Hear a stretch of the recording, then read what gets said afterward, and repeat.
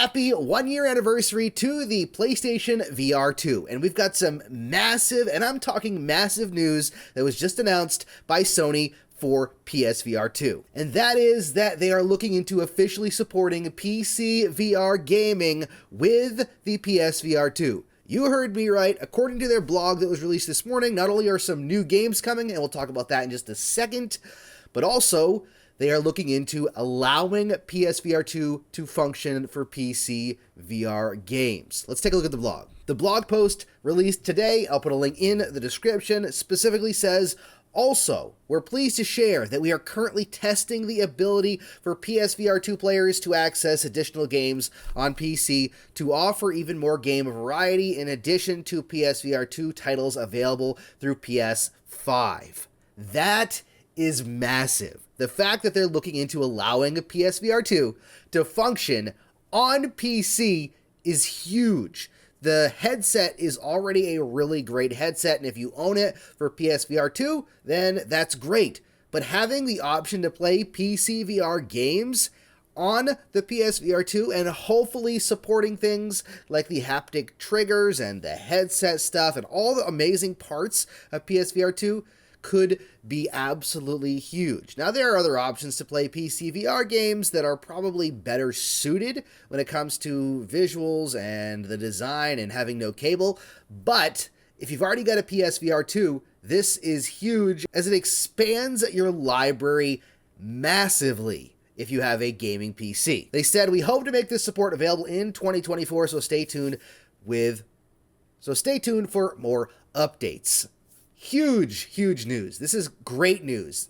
The openness of this is crazy. People were able to get the PSVR original working with some modding and some, hacked together stuff for PC, and they've tried it with PSVR 2. I haven't really kept up on how it's gone, but the fact that Sony's actually officially looking into doing this, it's two things. Okay, number one, it actually sounds really great for those that own PSVR 2.